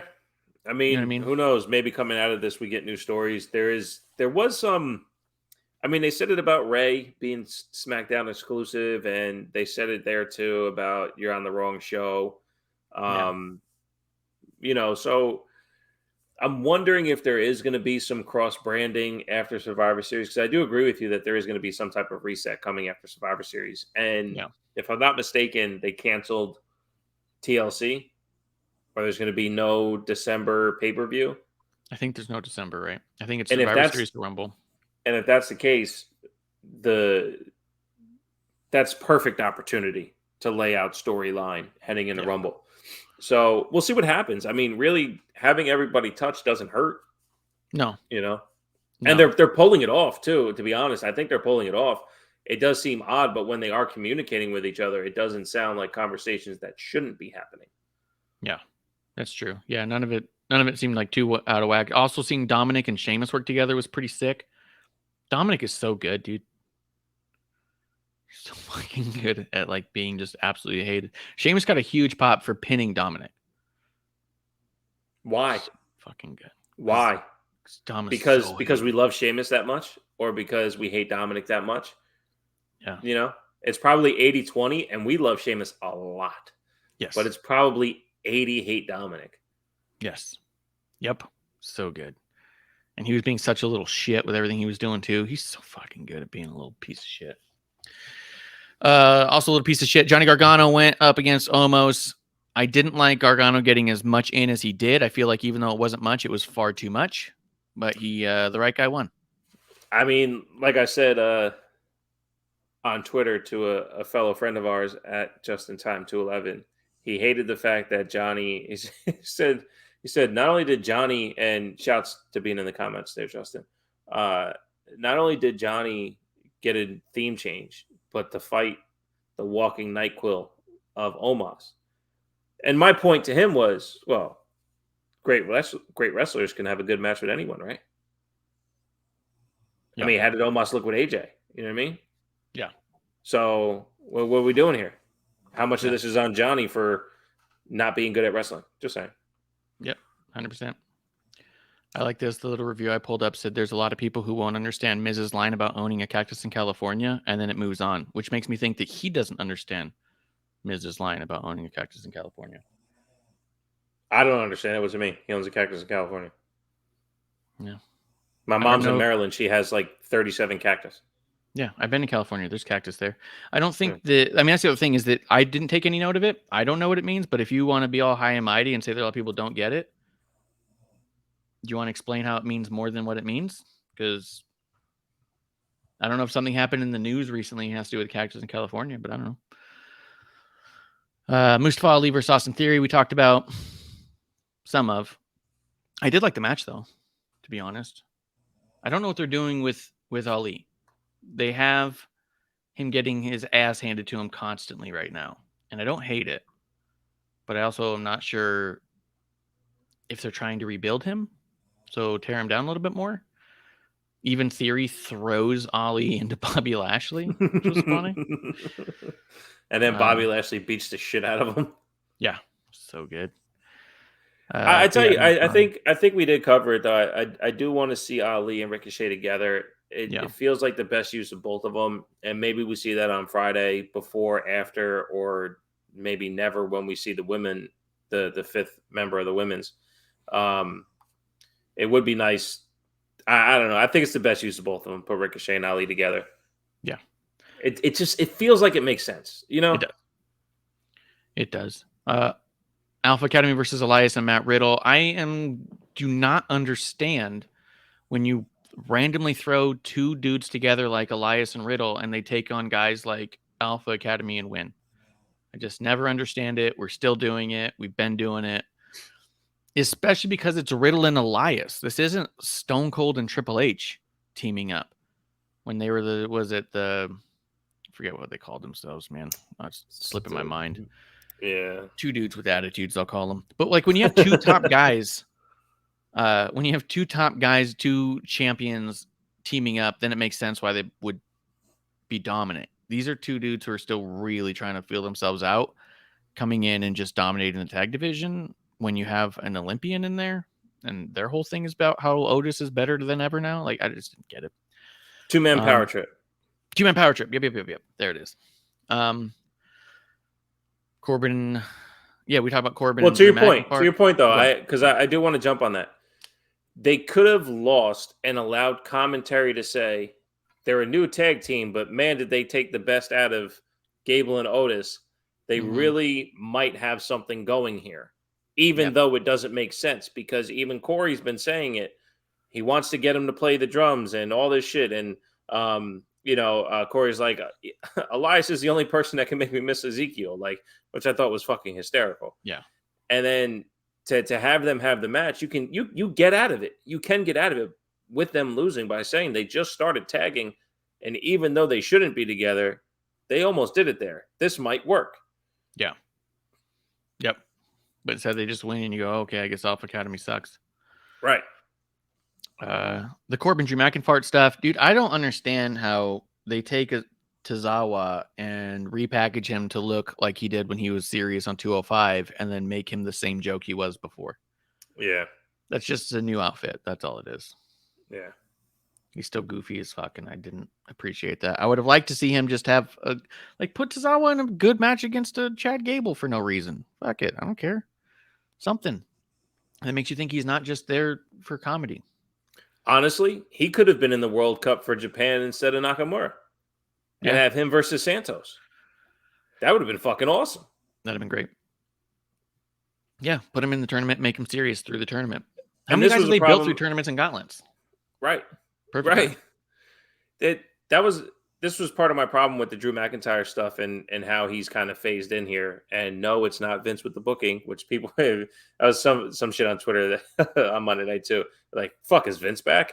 McIntyre getting the win over Corbin in a way where Corbin was actually winning the match. Yeah. They laid it out nice. And Corbin was going to get some type of redemption. You couldn't have had the fuck up confuse Drew McIntyre and then allow Drew to get a sneaky win, even though he was winning the match. I'm sorry, Corbin to get a sneaky win, even though he was winning the match. Like, okay, you don't want Drew to take the end of days, fuck, man. It drives me nuts. He's the only person to kick out of the end of days, but you don't give Baron Corbin that win back. Yeah. The end of days would have pinned back. But the Deep Six never pins anyone, and it almost pinned Drew McIntyre in this match. Yeah.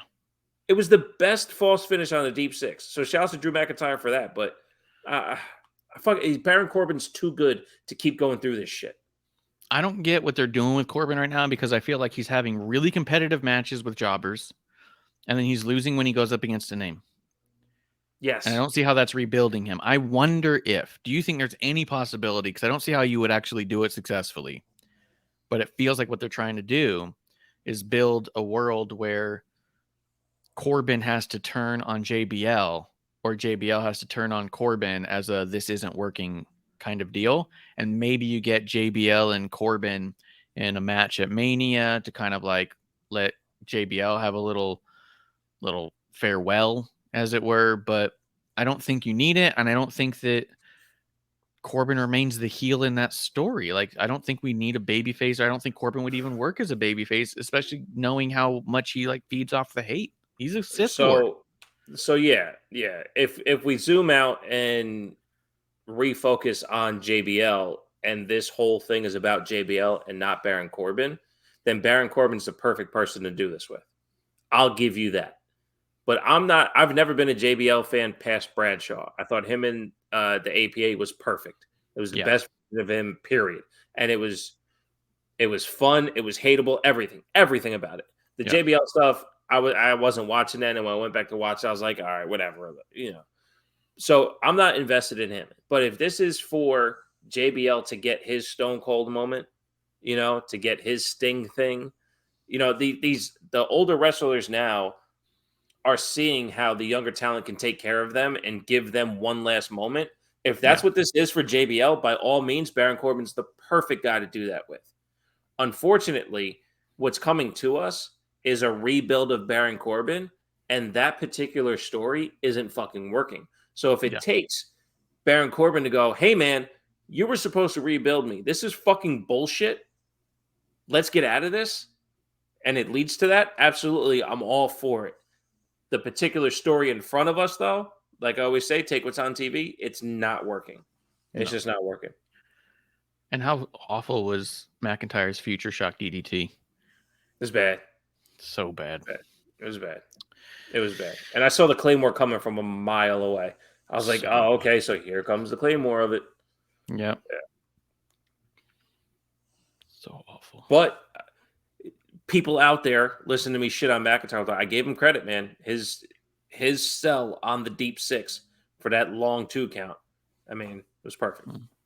Yeah. That was it.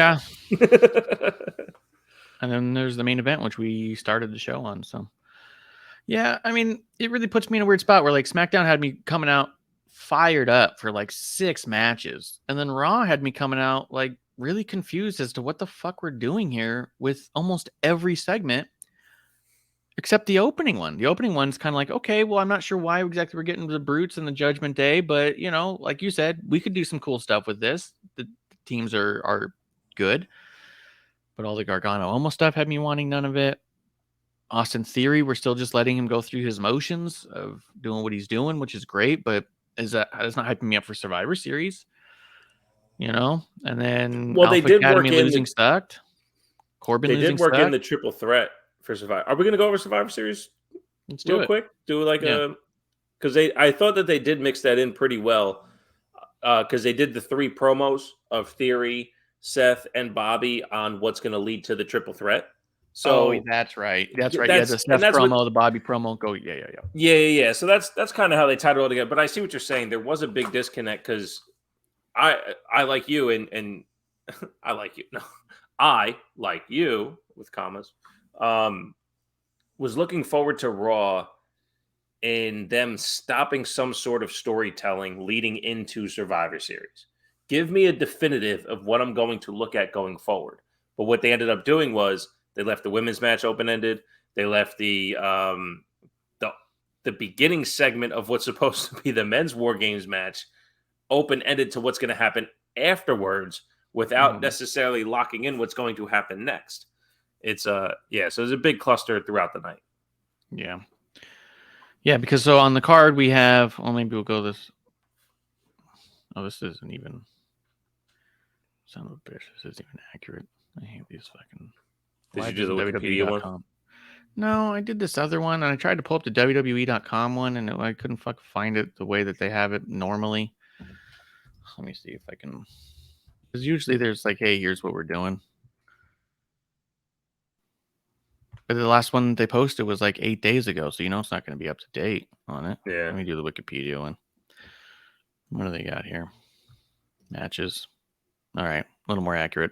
But yeah, so they did have Seth Rollins, Bobby Lashley, Austin Theory, and a triple threat for the U.S. Championship. Are you seeing 5 matches listed? 5 matches listed, yeah. Yeah. All right. I think it's going to be great, and I don't think I care who wins at all, because I think I'm fine with all 3 of them being the champion, but I think also because I look at it, all 3 of them are bad guys. Yes, that was going to be the point that I brought up to you. I think it would help solidify Bobby a little bit more to have it, because it would solidify his particular heel turn now, which has been happening since Brock. But then I think about Theory and Seth, and where do you go from here? Yes. As just a feud together. So now Seth gives Austin Theory what he did with Cody and Edge and all that. Yeah. I think Seth could move on pretty straight away and start talking shit on Roman and maybe get himself in the Elimination Chamber match like we were talking about before. Right. But Yeah, I think it's got to end up on Bobby or Theory, and I think that this would solidify Bobby as a badass who really likes that title and doesn't like people having it, and kind of give justification for all the bullshit he's been pulling. But also, I think Theory could definitely gain a lot from winning it because it was a failed cash in, and then this is all like, look, it was all part of my thing to get this thing, and then you have Seth be mad at him, and maybe you get Seth and Theory for a little bit with the title involved. I think I fantasy book it this way. I think you get Theory, hit Seth with the A-Town down. Bobby takes out Theory and pins Seth. Then Theory has the leg up on Seth going, I was going to pin you. Bobby fucked me up. I'm going to bust your ass. Seth goes, no, I'm going to bust your ass. And Bobby moves on with the title. Yeah. And I think that's the cleanest way to get out of that. And with the most investment in all three guys. That's true. And then Seth and Theory can be busting each other's asses. Mm-hmm. For a while. Yeah. I can see that one. We then also have AJ versus Finn. Dude, this is going to be so fucking killer. Yeah. I don't even care about anything else. I just hope the outside doesn't affect inside. It definitely will. I just hope it doesn't affect too much of it. Right. Like I kind of want the OC and Judgment Day because I think the women should not be there at all because they have a match to get ready for, or they will have just been in a match. I can't tell which. Right. But I do think that Damian, Dominic, Luke, and Carl should be on the outside. They should be fucking around, and then they should get like thrown out of ringside, and so you get the finish of the match pretty clean. Throw them out early so we can see the bulk of the match without, because I don't want them thrown out and then it's the distraction finish. That would suck. Yeah, that's true. That's why I said Ronda Shotzi. I mean, Ronda's just gonna win it, and you just hope Shotzi looks good. I hope both of them look good. Well, it's true. Well, Ronda doesn't need to look good. She still has her name, and that's been enough. So, and then you have the two War Games matches: Brawling Brutes, Kevin Owens against Bloodline. Fucking gonna be sick. I think Bloodline has to win here. There's no other way unless they give Sam or Sheamus the Raquel treatment, where they give some type of opportunity for Sheamus to look so good he has to challenge Roman next. You could have Sheamus pin Jey Uso. That'd be the only one, huh? He's the only one you can take a pin right now that would be storyline credible. Except Sammy could. He's taken a number of losses because Jay's getting in the way. And you could have Jay allow Sammy to get pinned. Like you could have a bunch of stuff happening. And you could see Jay's right there while there's the pin happening. And you could see him second guess stopping the pin and then just letting it happen. And then pointing. I was like, well, he fucked up. You know what I mean? Like either Sammy or Jay, but it has to be at the cost of Jay. Jay would have to be involved in the finish of them losing. Because then it would start. Right now, it's a lot of a lot of bickering between the kids, as it were, and it's only costing Sammy matches right now. But if you cost Roman a match, well, that could really heat this up. Especially if you cost Roman the match and tried to frame Sammy in it. Right. So you know how War Games usually plays out.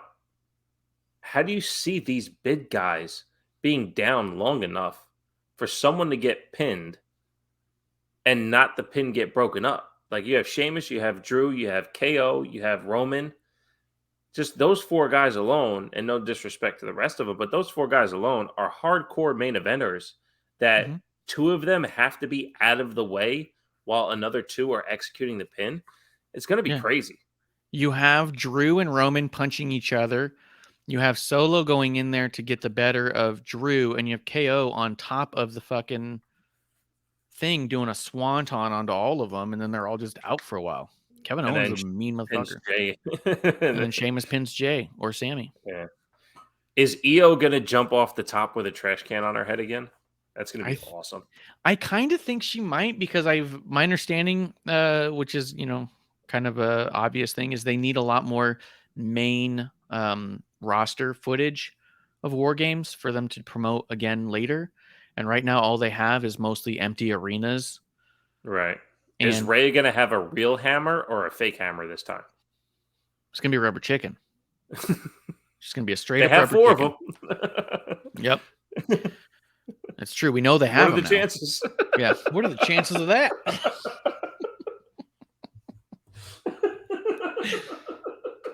You would have HBK on commentary.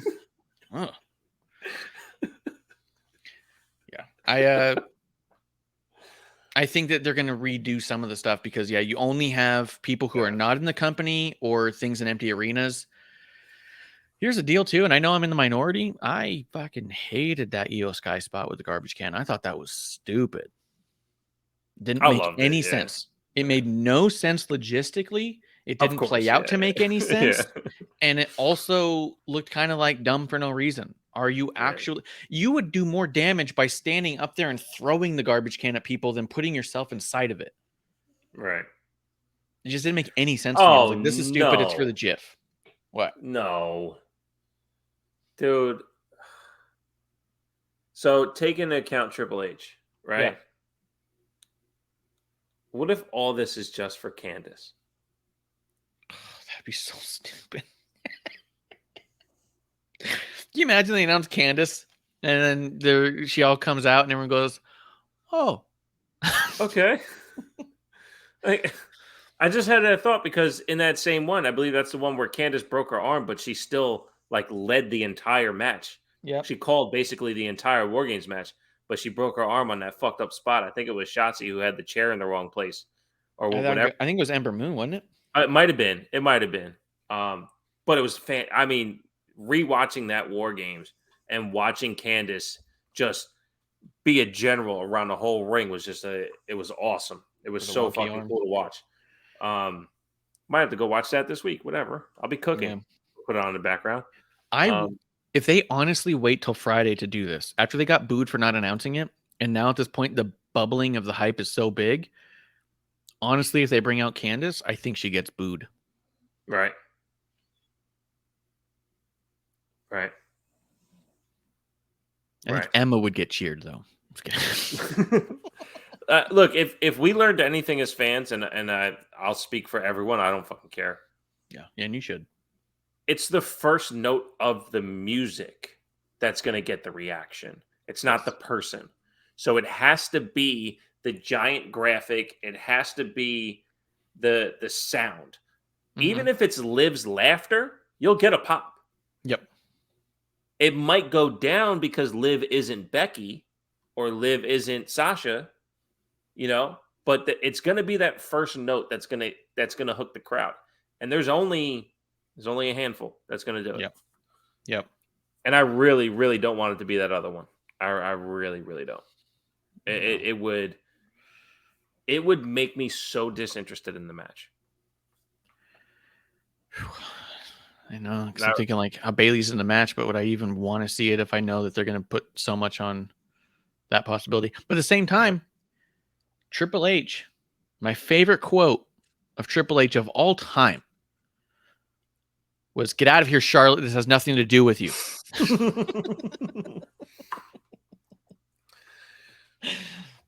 And my favorite promo from Bianca Belair. Mm-hmm. You don't even go here. Yeah, you don't even go here. Yep. And what's the worst promo? The worst thing that Vince McMahon ever said or ever even did, personal or professional? Charlotte Flair.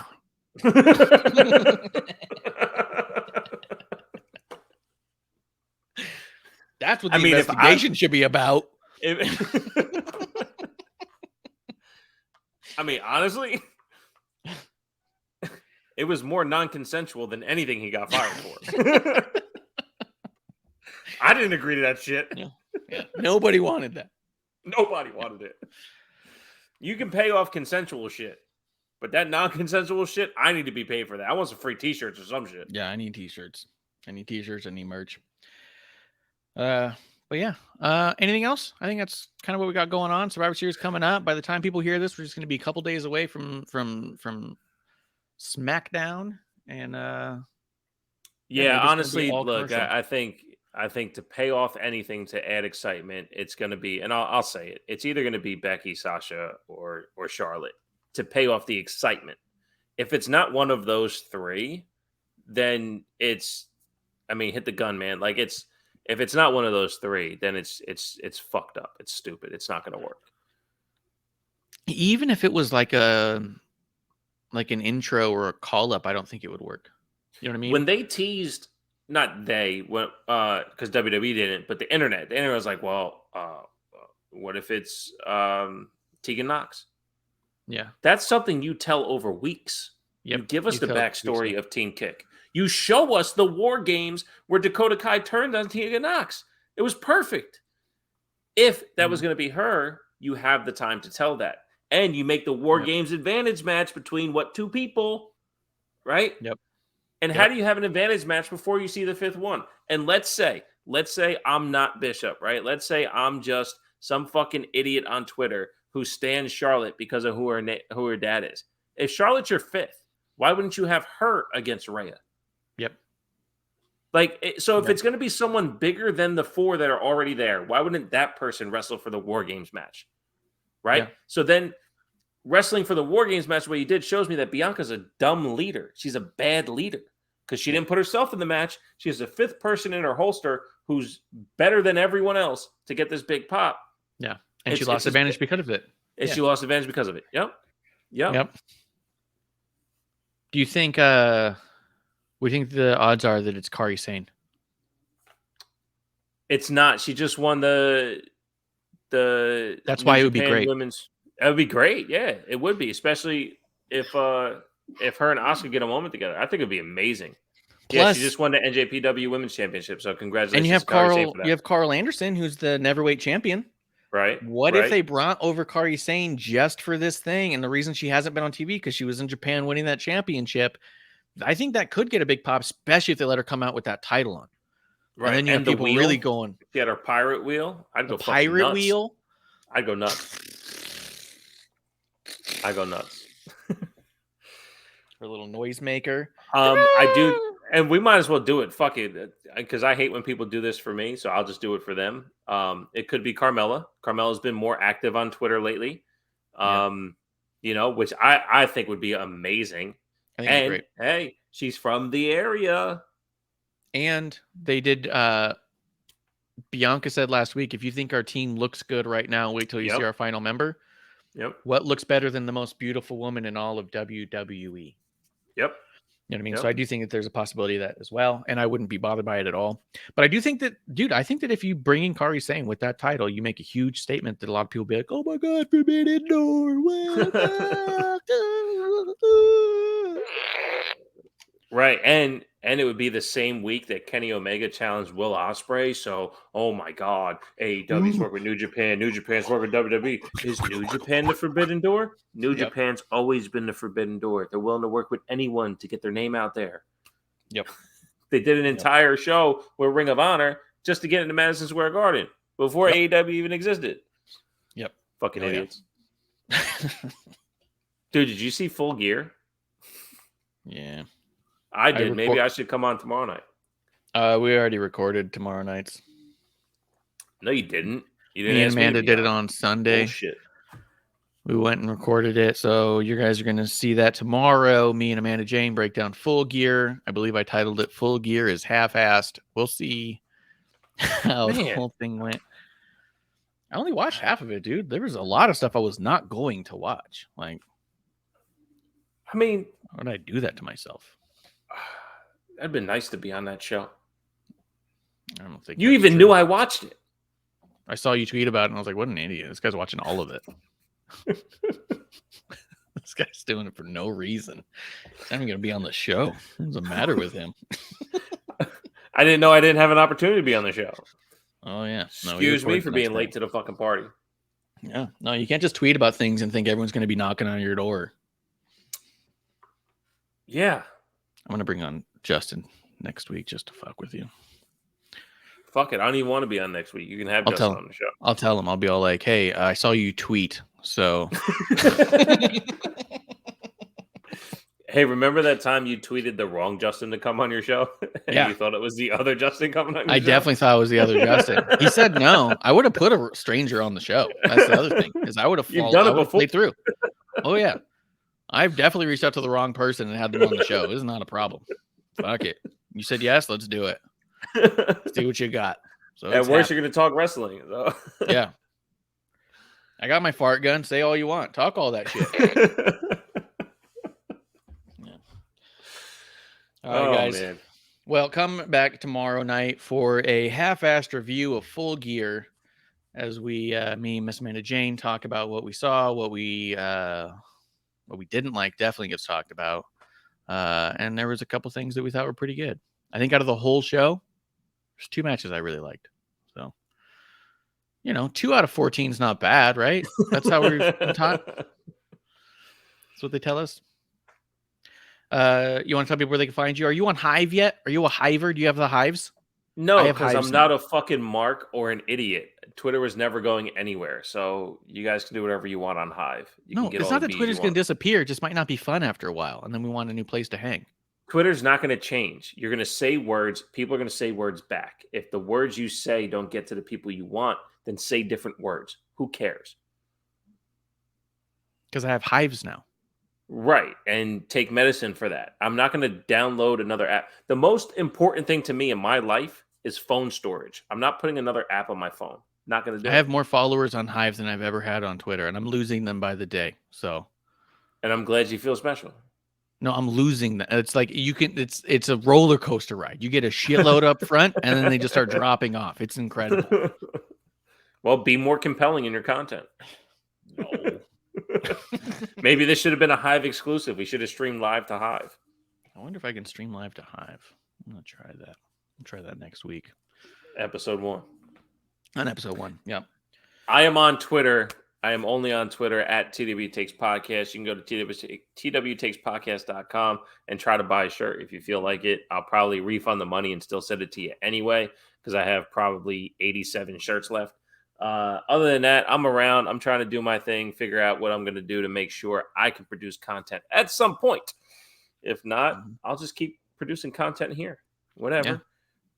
But before I actually sign off, I do want to say again, Thanksgiving is my favorite holiday. I enjoy the meal, the environment, the atmosphere. It is the absolute best. So from me to all of those at the dive bar on the IWC, whether you are serving or consuming, happy Thanksgiving. And I will see you after the holidays. Absolutely. And a quick shout out to our sponsor here, Curable.com, KURIBL.com, promo code MadThanks or PWS for 20% off all of your CBD or Delta needs. If you got pets, even they have dog treats as well, face masks, bath bombs. They got a massive selection of options when it comes to ability to take in the CBD. So it's really cool. Check it out, KURIBL.com, promo code MadThanks or promo code PWS for 20% off. Outside of that, guys, enjoy your Thanksgiving. We're going to drop a Thanksgiving Day special of Full Gear review with me, Miss Amanda Jane, tomorrow night right here in the dive bar of the IWC. Guys, that's the last call. Stuffed that turkey. Hey, producer lady here. Thanks for tuning in. Continue to support us or buy us a drink by following and putting the I in subscribe on Twitch. Or subscribe and review our podcast on Apple Podcasts or wherever you listen to us. Cheers!